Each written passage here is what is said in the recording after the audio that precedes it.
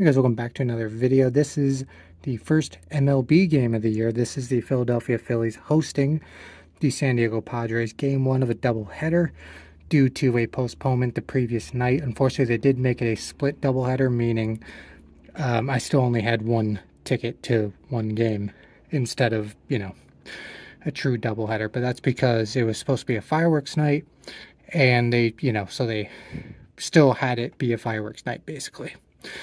But it was crazy getting out of there, though, because you had the second game was 6:15, first game was still 1, so you had people leaving, 40,000 people leaving, and another 40,000 coming in. So very hectic getting out of there for sure. Anyway, still a good time. First time I've been there in a few years. Haven't seen the Padres in a few years. Saw them once in New York, but that's really it. And yeah, other than that, enjoy the video. I think I gotta go first because I had one.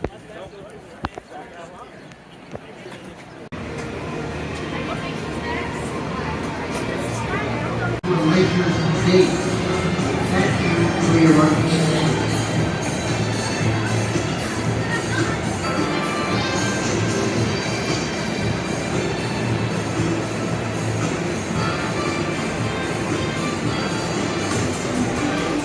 Ladies and gentlemen, the Phillies welcome over 500. It just takes one person to stop. It just takes one boys and girls club that can bring hope to an entire neighborhood.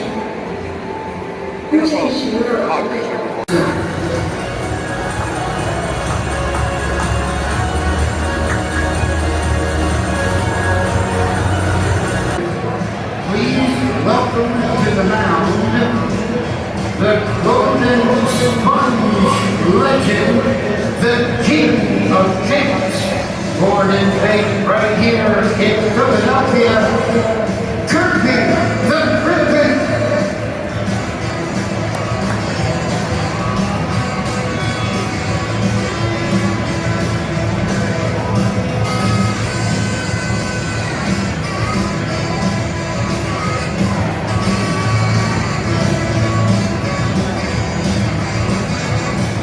Phillies baseball. Throwing out a ceremonial first pitch, representing Citizens. Please welcome Seth Wilson from Tioga's Citizens Phillies RBI program.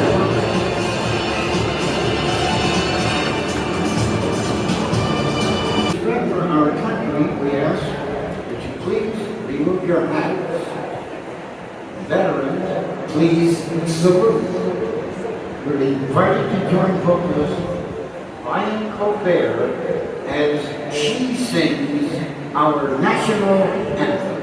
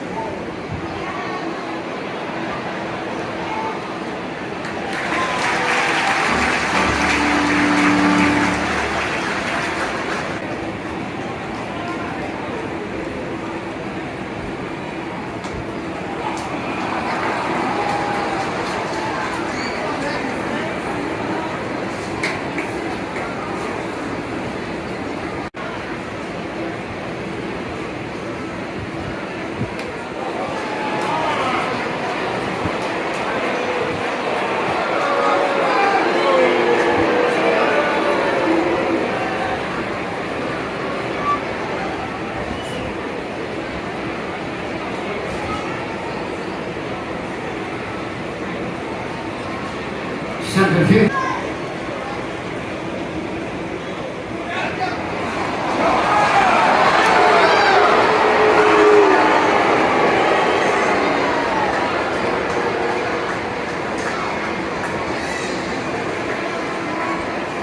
Third baseman Manny Machado.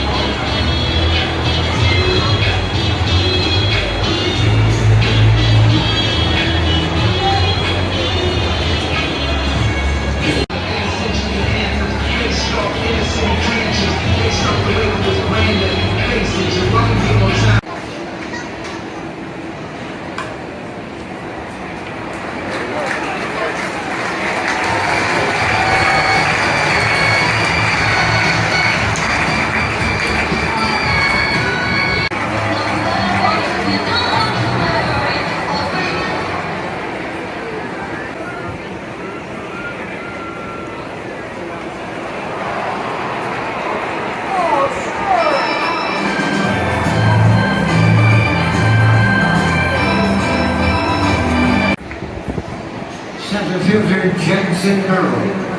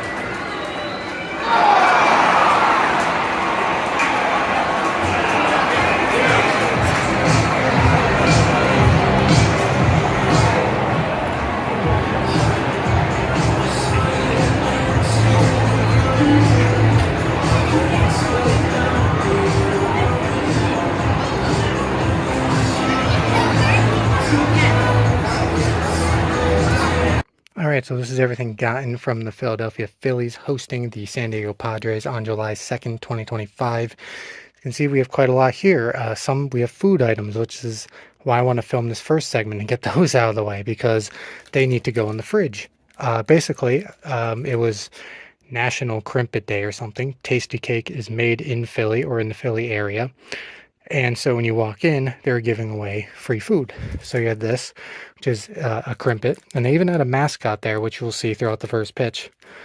But yeah, this is a birthday cake crimpet that got melted to hell in the bag.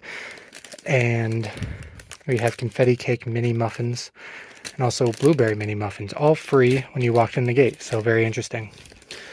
Might as well show this off too. Store bag, which had this stuff in it, the cards, the yearbook, and the media guide. See, home of the Philly Citizens Bank since 2004. And all of the social media related stuff, and same thing on that side. We have 2 souvenir cups here. There's actually 5 in the series, but I'm not going to buy 5 large sodas. You see how big these things are? This was the first one I got, which is like a throwback, which is really cool. The background kind of looks like 90s. You see the throwback P, Philadelphia, Phillies, NL East, and you see I don't know what you call that, a shadow of the city. And then Coke Zero Sugar on the bottom. I got regular Coke. I will say I do like the self-serve type style that they had, at least the concession I went to. Because it's like, I want a souvenir cup full of Coke. Most places, you tell them that and they fill it right there for you. And, it's easy enough, but this was even easier. They had it all laid out, in like 5 different rows. Each one was a different soda. So it's like a souvenir cup of Coke. I literally just grab it and that's it. It's right in front of me. Grab if I want lemonade, same thing. It'd be like over here, you grab that. So it was very interesting. I did like that. I'm still working on this one. But this is the second one I picked up. This is really cool, actually. This is for a specific game. This is Christopher Sanchez, August 17th of last year. Throw a second career complete game, and we're not focusing. Second career complete game in win over Nationals. See, again, skyline down here. See, it's a Phillies 100 times along the bottom. There's Christopher. And another picture of him there. The P, and we got this again. So anyway, I wanted to get a select number of these items out of the way now because they need to go in the fridge to stop from melting.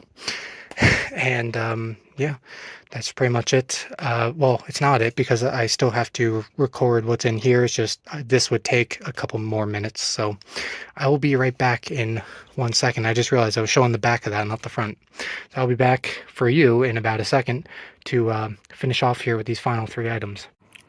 Alright, so I got rid of all that stuff that needed to go in the fridge and whatnot. Also, I have the Padres pack here, which I didn't use. I got it from Amazon. I didn't use Prime necessarily to get it next day, but I still got it next day anyway. I ordered this yesterday, and even without Prime, it still came in 1 day, so that was pretty good. Anyway, I will start off with the cards, and then probably the yearbook, and then the media guide. And yeah, I'll be back. Actually, before I open them here is the checklist you can see on the back of everyone that's in here.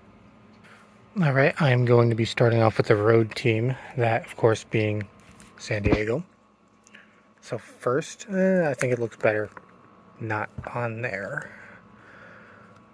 Solid background, Phone has enough trouble focusing on things.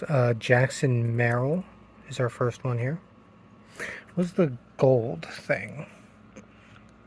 Topps All-Star? Hold on, let me try reading that. All-Star. Okay, after reading it very closely, it says All-Star Rookie, specifically. Alright, moving on. Dylan Cease. Go back to using this hand. Ha-Sung Kim. Xander Bogaerts, Jake Cronenworth, Yu Darvish, Michael King, Manny Machado, Luis Ariz, Randy Vasquez, Joe Musgrove, Jerkson Profar, Donovan Solano, Robert Suarez, Fernando Tatis Jr.,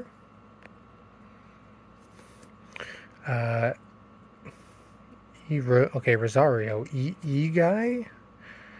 I don't know how else to pronounce that. Tanner Scott is our final guy here. So that was San Diego. Now we'll move on to the pack I actually bought at the stadium. Bryce Harper is first here for the Phillies. Alec Boehm. Brandon Marsh. Christopher Sanchez. Kyle Schwarber. Bryson Stott. Ranger Suarez. Zach Wheeler. Edmundo Sosa. Nick Castellanos. JT Realmuto. Johan Rojas. Trey Turner. Matt Strom. Austin Hayes. Seth Johnson. Taiwan Walker is our final guy there. So we're done with the card packs. We're going to go through the yearbook. This might take a while, especially with the yearbook and the media guide here. So if you're not really interested in the rest of this, you know, you kind of have the okay to click off, because this is the rest of the time here. Yearbook and the media guide. It might be a little bit. We have full page coaching staff here. Well, the manager was full page.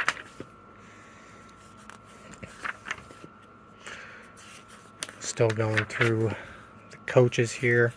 Obviously, you're going to have some ads. I actually don't know how much I paid for this. I just know the total between the yearbook, and obviously we're starting the roster here, as you can see. But anyway, the total between the yearbook, the media guide, and the cards was like $35. And for some reason, I was just expecting more. I don't know why, because if you think about it, you know, if you really do think about it, that does sound about right. But I don't know. I for some reason, when I heard $35, it's like, oh, that must be wrong or something. It's like, no, it wasn't. I don't know. Maybe I'm used to going into, you know, minor league parks and, you know, that I've never been to before, getting the whole hat and shirt, sometimes multiple, and it being upwards of 100. That's probably what I'm used to. And here, even though it's a major league stadium, I'm only getting 3 things, none of them being clothing items. Is this okay? I was right. I thought there was another page in there. So as you see, we are still going through. I like how they have each page. They have like a full page for each guy here.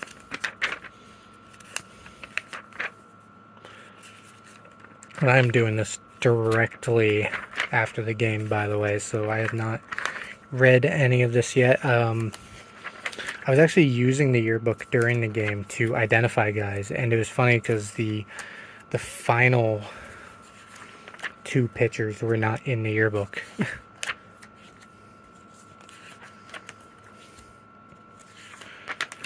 And actually, they could be in here, because I see some, you know, minor league guys in here. So it's actually possible they might be in this section, but they weren't in the later sections where it gave, you know, stats and stuff. So, see, even I have Iron Pigs pictures there. But anyway, yeah, and what I was about to say is it's kind of strange, I think, as we see an article about Cooperstown here.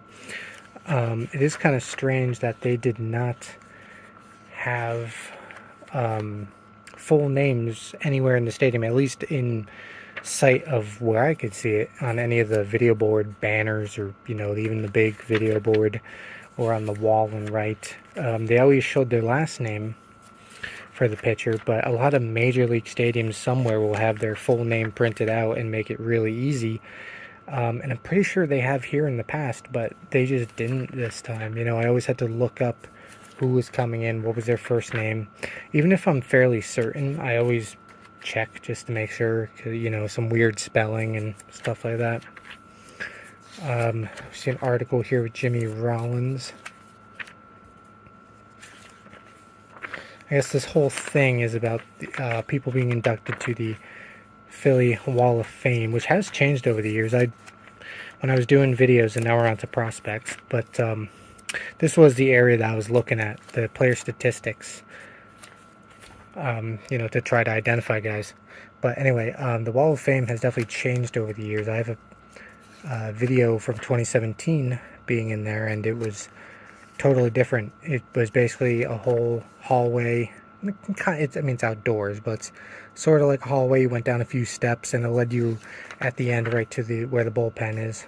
Now the Hall of Fame, or Wall of Fame, is, I think it's considered right behind the batter's eye when you walk in through the outfield gate. I think that's what they consider the Wall of Fame now. Where the Wall of Fame was over by the bullpens is now sort of like a more open area now with tables. So it's definitely changed. But I'm glad that I was able to document, the old setup that was there back in, 2017, and obviously it was there before too.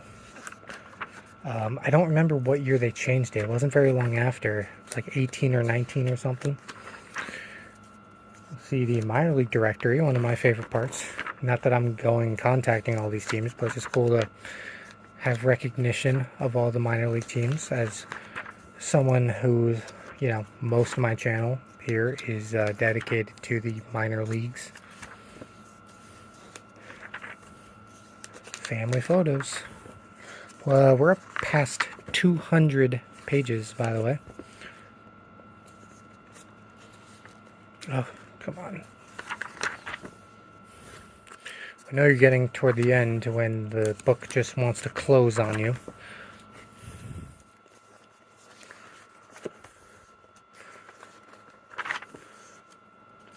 These are, I guess, all the seating. Actually, this is like a... No, this is like concessions. That's what this is.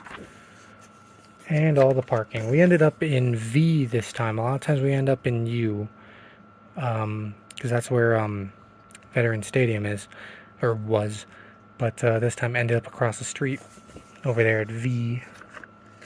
Packer Avenue. At least today. We've never left through Packer Avenue. But we did today. And it was not fun.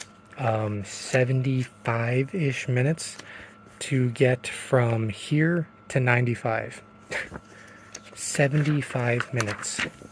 And I know it doesn't help that you had 40,000 people leaving at the same time as 40,000 people coming into the stadium for game 2. Here's this full schedule and promotions and stuff. So I understand today might have been an oddity. And not just that, but also it was like 4 o'clock turning into 5 o'clock, which means rush hour, which means just normal people are trying to get through as well. There's a lot of businesses along Packer Avenue, I noticed, that involve big trucks that need to go in and out, which I feel really bad for them because they just had to somehow squeeze their way with, between all this traffic. Anyway, here's the media guide. You see NL East champions 2024 Hall of Fame class, Dick Allen. Very cool picture. Billy Wagner as well, Hall of Fame class. Okay, there we go. It's a little bit more focused here too. Front office personnel. There's going to be a lot of details in here, which general public would probably not care too much about, but they go really in depth everything when it comes to media guides. This is Now, I'm not sure if there's different versions of media guides, like the version that they actually give the media might be a little bit different than the one that they sell to the public. But overall, you know, when you buy a media guide, it's going to be super detailed because it's typically, you know, meant for the media. But as I said, I don't know if it is slightly different version what they sell versus what they give to media, you know. Here we are going through the coaches again, and of course you'll have some stuff that looks a little bit repetitive, however probably a little bit more in depth with everyone and their, you know, coaching career, playing career, etc. 40-man roster, non-roster invitees. Here we are moving on. So, you know, again, I'm not sure how much of this, you know, is relayed in the yearbook and how much is basically repeated here. But, you know, as you can see, Jose Alvarado here, for example, starts here. See how many bullet points is through every year. And he takes up the, you know, the next 2 pages as well. He takes up 4 full pages. So you see how in-depth, especially for a guy who's been around since, I think that first year it said like it was 2012. So you can see how in-depth everything goes. And again, this is how, you know, you listen to a broadcast or something, they bring up the most random stat. This is partly how it's done. You know, I'm not saying that they study every single page of a media guide and memorize it all, but, you know, whenever you hear a random stat on a broadcast, more than likely it came from something random from a media guide. So I just noticed the last guy had an Instagram. Yeah, like Bryce Harper has Twitter and Instagram up there. Sure, Bryce Harper, yeah, look how much he's taken up. I didn't even count how many pages that was. That was multiple flips, so. Seth Johnson, that was one of the guys that I never got the name of during the game. And I think he was in part of the yearbook too, just not in the statistics where I was looking. He was in that part where it's like, it gave him like a full page of recognition. So he was in the yearbook, just not in that statistics page, which is where I was looking.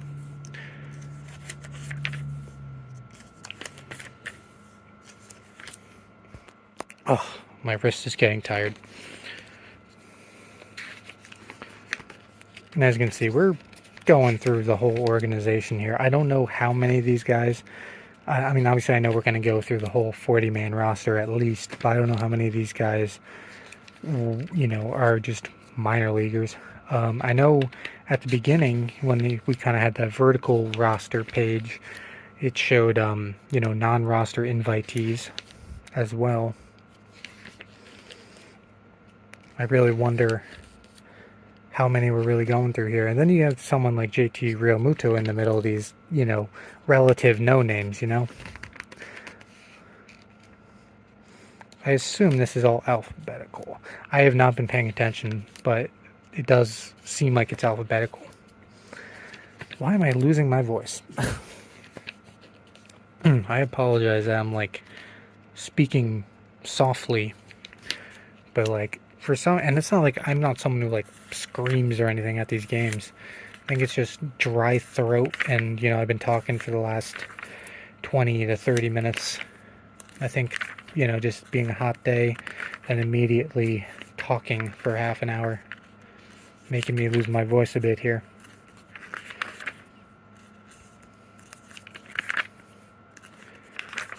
We're still only on S's, by the way. But yeah, and you can see they do have pictures in there too. And again, I have not gone through these. It is very hard to read a media guide cover to cover because you see how much information is in here. I think I did it with Altoona.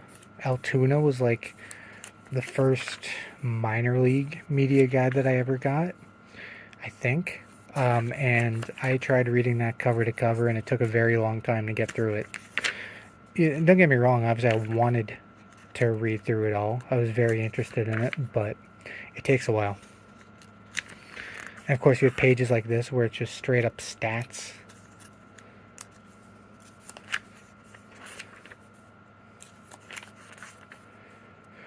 Got a transaction page.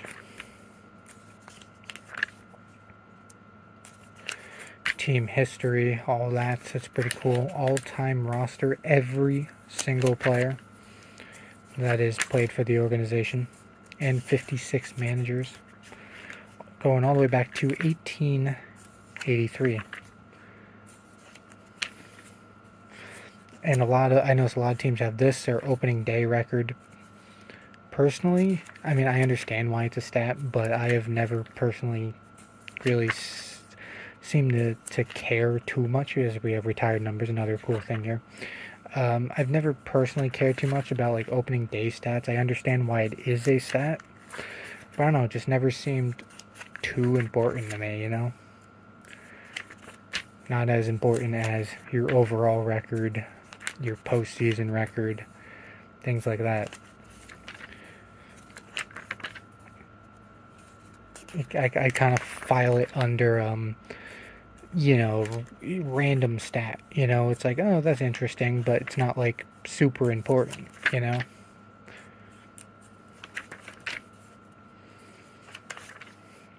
We are almost to page 300. We are at 289 on this page. And, yeah.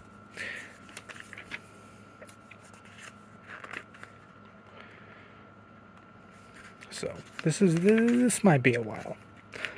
If I decide to read through this, which, you know, is the point of buying one of these, if I decide to read through it, it might take a little while. Might have to do it section by section. I can't grab. And I accidentally stopped recording when I did that, but I'm glad I noticed it. I can switch hands again.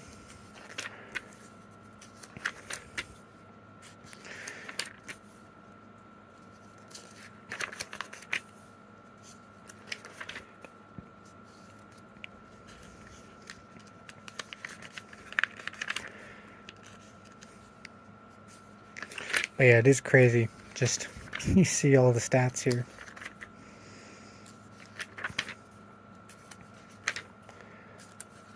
Stolen bases, big innings.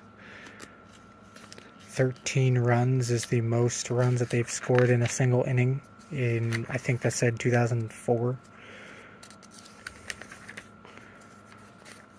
Now we're on to pitching stats.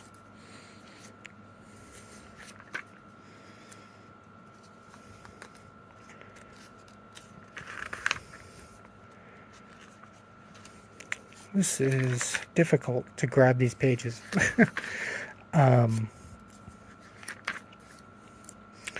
Yeah, so, and we have a full page ad here. Defense.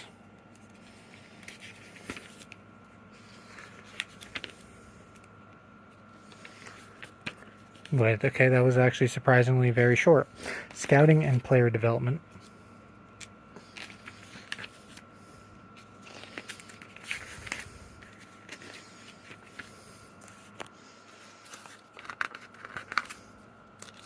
Lots of development staff, as you can see. Hey, we got minor leagues, we got Iron Pigs, we got Reading, we got Jersey Shore. Been to all of those plenty of times. Not Clearwater, and not the Complex League. And, of course, not any in the Dominican League. You have the years in review for all their minor league affiliates. That's cool. I guess this goes under the scouting and development section.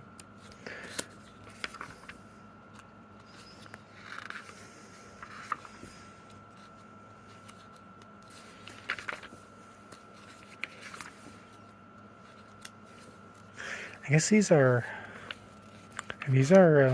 minor league guys we're looking at right here. A lot of them. I saw, single A, double A guys. I also saw guys who are still, in like the Florida Complex League, the Dominican League.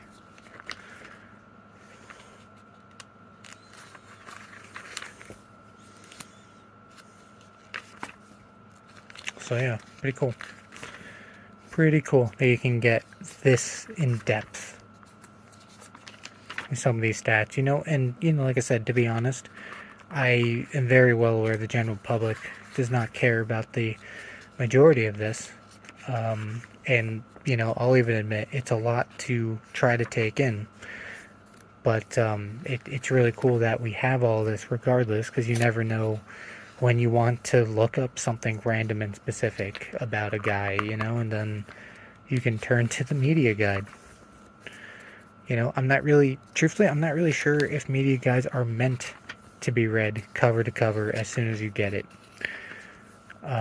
rather than just a reference to have on hand.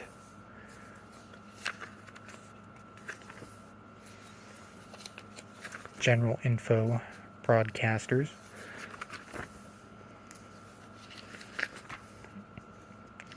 TV partners. You have all of the radio affiliates.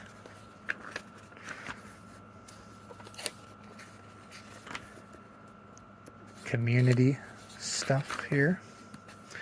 Your seating chart and your directory, stadium facts, ground rules, Philly Fanatic,